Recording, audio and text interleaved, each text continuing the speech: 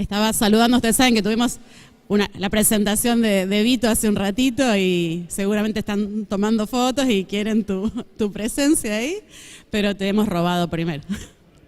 Bien, vamos a hacer una pequeña introducción a esta entrevista porque yo no sé si ustedes saben que después durante la semana José Luis, un colaborador del Departamento de Comunicación, recorta las adoraciones musicales y la entrevista para hacer un clip separado, las volvemos a publicar por separado y siempre me reta por lo mismo, porque me dice no hay una introducción y cuando uno recorta el clip queda cortado que no se sabe de dónde viene. Así que disculpen, vamos a fingir que estamos en un estudio de televisión. Estamos con Alex Zaraniti, el pastor de jóvenes de nuestra iglesia. Gracias, Pastor Alex, por estar con nosotros, por acceder por enésima vez a una entrevista. Ya le hemos hecho muchas. Vamos a ver con qué me sorprende hoy las preguntas. Nada es muy sorprendente.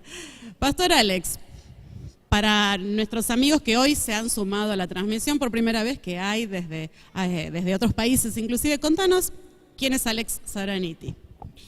Bueno, Alex Zaraniti ahora es pastor de aquí de la iglesia, esposo de Yesenia Chin y futuro papá. Sí, estamos esperando a Liam Mateo, así que bueno, estamos muy contentos. Ya mi esposa está de 7 meses, así que bueno, es de lo que más hablamos ahora en este periodo.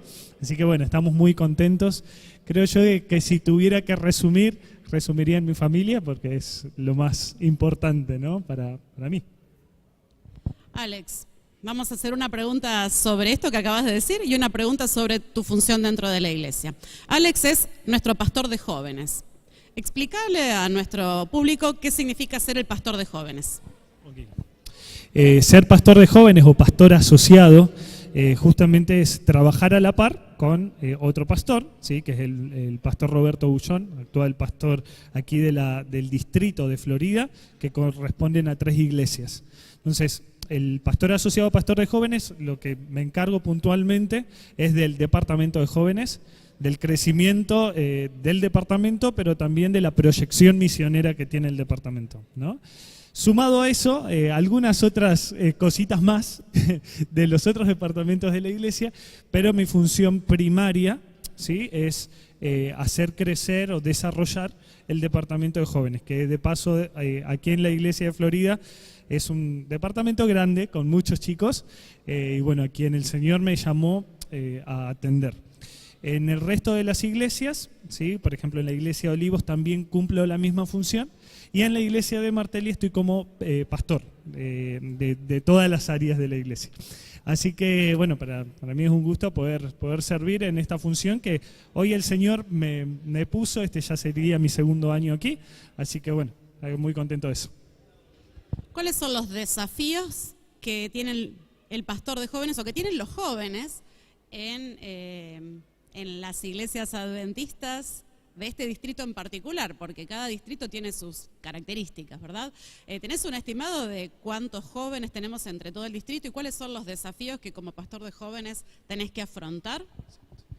Sí, más o menos en cantidad estamos hablando de más de 150 jóvenes.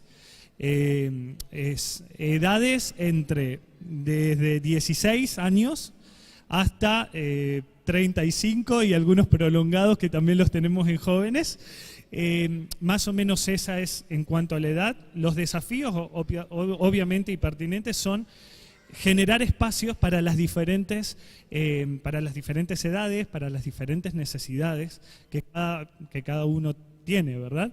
Entonces, a nivel general los desafíos son crear espacios donde los jóvenes de diferentes edades puedan encontrar en la iglesia, ¿no? Bueno, temas de identidad, ¿sí? Identidad adventista, cómo ser joven cristiano hoy y llevándolo a todas las diferentes áreas o problemáticas o situaciones que pasan los jóvenes actualmente, ¿no? Noviazgo, sexualidad, iglesia, vida de iglesia. Entonces, ese es el gran desafío. En el distrito, como bien dice, cada iglesia tiene diferentes realidades y diferentes desafíos. Entonces, bueno, aquí estamos para que Dios nos dé sabiduría. De paso, no es que la tarea la hago yo solo, sino que hay equipos en cada iglesia que también coordinan y lideran esta área. Así que, bueno, que Dios dé sabiduría a esos equipos y a mi persona para poder llegar con cosas certeras, específicas, que puedan favorecer a estos propósitos que mencionábamos recién. Alex, en lo personal, ¿cuáles son los desafíos de convertirse en papá? Los que vos visualizás, los que estamos del otro lado te podemos hacer una lista muy larga, los que vos visualizás, los que vos considerás que son los desafíos en el corto, tal vez mediano, largo plazo, no, los desafíos que vos en este momento de papá to be, de papá próximo, y hago esta pregunta porque tal vez algunos dicen, ¿por qué pregunta cosas personales en vez de preguntar sobre la función pastoral? Y hago estas preguntas, yo creo que es muy importante el testimonio personal siempre. Ver que los líderes de la iglesia también tienen una vida personal y tienen los mismos desafíos que tenemos todos los demás y se hacen las mismas preguntas y pasan por el mismo camino por el que pasamos todos.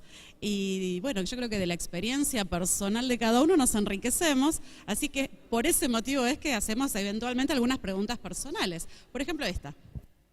La verdad, Elisa, son muchos, para ser sincero, o sea, son muchos los temores y también entender la responsabilidad que eso conlleva, y sé que la voy a seguir entendiendo por el largo de la vida, ¿ok? Entonces, quizás hoy mi oración básica está bien, yo sé que me voy a equivocar, como todo padre se equivoca, pero por lo cual me preocupo y en lo cual oro, primero pensado hacia mí, en que Dios me haga un padre conforme a su corazón, ¿okay? Conforme al corazón de Él como Padre nuestro, ¿no? Entonces, es mi principal oración, es esa. Sé que me voy a equivocar porque voy a ser humano, pero intentar dar lo mejor para mi hijo. Y también oro para que mi hijo tenga un corazón dócil, pero no en carácter, sé que va a ser medio así, posiblemente, pero que sea un corazón sencillo y a la voz de Dios. O sea, es mi única oración, la verdad. Sé que van a haber un montón de desafíos, la crianza, la educación, forma de cómo resolver conflictos y demás, ¿no? Que de paso ya me voy leyendo algunos libros. Pero quiero... Exacto, y sin duda. Pero bueno, deseo sinceramente que Liam crezca con un corazón sensible a la voz de Dios, nada más. La verdad es eso lo que podría resumir, más allá de los miedos y todas las cosas. Otra pregunta relacionada con la función pastoral y con la vida de la iglesia y la cuestión administrativa ahora. Hacia el final del sermón nos presentaste a la comisión de nombramiento que tiene la responsabilidad de elegir las autoridades de la iglesia para el próximo periodo, que si entiendo bien es 2023-2024, correcto. Entiendo que también tenemos en nuestra audiencia personas que han participado durante años en la vida de la iglesia, así como personas que eventualmente no conocen cómo se maneja esto, cómo funciona. ¿Podrías darnos una breve explicación, un breve panorama acerca de cuáles son las responsabilidades en general que hay dentro de la iglesia, cómo se elige a las personas que van a llevar a cabo estas responsabilidades, incluso, bueno, por ahí el tema de que esto no es una actividad remunerada, que es voluntariado. Bueno, contanos un poco sobre este proceso. Ok, como bien mencionamos hoy, y Elisa también lo recordabas, esta es una actividad misionera no remunerada, tristemente, pero para el sostén de la iglesia en las diferentes áreas, como por ejemplo, ¿no? Mencionábamos recién el área de jóvenes, mencionábamos también hay un equipo de comunicaciones, hay aquí la directora, hay equipos que se encargan de audio, de la multimedia, de mantener limpia la iglesia, de poder presentar asistencia o ayuda a necesitados, y otros más, ¿no? Son varios ministerios que tiene la iglesia, y cómo se eligen estos ministerios. Lo que se hace es básicamente es que el grupo que elija sea representativo de la iglesia, que parta de toda la iglesia, ¿no? Las propuestas se manejan por propuestas, ¿no? Entonces, donde son propuestos estos nombres y donde se forman estas comisiones. ¿Qué se hacen en esas comisiones? Es ir pasando los departamentos que la iglesia tenga o considere a tener y con mucha oración, primero obviamente poniéndonos en las manos de Dios y en la sabiduría celestial, poder pensar nombres para esas funciones, para que al final del proceso podamos tener los representantes de todos los departamentos de la iglesia y que juntos podamos cumplir la misión que tenemos como iglesia, que es la predicación del evangelio, pero también el fortalecimiento interno de los miembros. Entonces, básicamente ese es a grandes rasgos, ese es el proceso, que pasan por diferentes reuniones donde se eligen los diferentes oficiales o los cargos allí. Esta comisión tiene voz y tienen voto, ¿sí? Así que básicamente esa es la forma de administración de iglesia o de elección de los líderes que tenemos. Bien, ¿qué requisitos hay que cumplimentar para poder ser un líder dentro de la iglesia adventista? Muy buena tu pregunta. Primero, obviamente, ser miembro de la iglesia, ¿sí? Ser miembro activo, comprometido, ¿sí? Con la misión que tenemos, que comparta los principios que son propios de la Biblia y que los sostiene la iglesia, y obviamente la predisposición al servicio. Como mencionábamos, ¿no? O sea, tener esa predisposición a dejarse guiar por Dios para que Él mismo dé su sabiduría para liderar el área, responde liderar. Pero no hay muchos requisitos, simplemente son esos que mencionamos. Bueno, estamos llegando al final, Alex. Ha sido una entrevista por ahí un poquito más extensa que otras veces. No habló mucho el pastor, teníamos muchas preguntas para hacerle. Y vamos a cerrar como hacemos habitualmente con un breve mensaje espiritual. ¿A esa cámara? A esta cámara.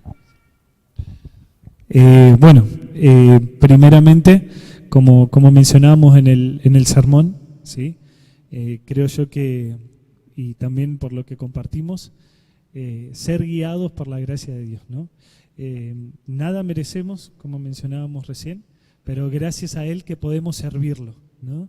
De diferentes formas, ¿sí? Podemos predisponernos a esa gracia, ¿no? Entonces, quizás mi mensaje para hoy, para los amigos que hoy nos visitan o que regularmente lo hacen, es estar dispuestos a conectarnos con ese Dios, ¿no? Estar al costado de su gracia, ¿no? Estar allí, en ese lugar que nos va a dar la fortaleza y las fuerzas para servirlo, para poder compartir el mensaje con otros, pero sobre todo para prepararnos para el cielo. Así que bueno, que Dios te bendiga a vos que te quedaste hasta aquí, hasta este momento con el mensaje, ¿no?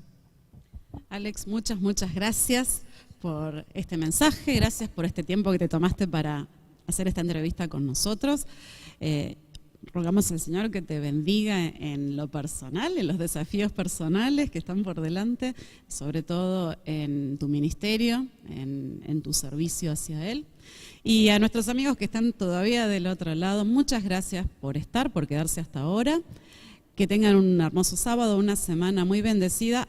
Acuérdense de estar conectados que tenemos semana de oración a partir del miércoles.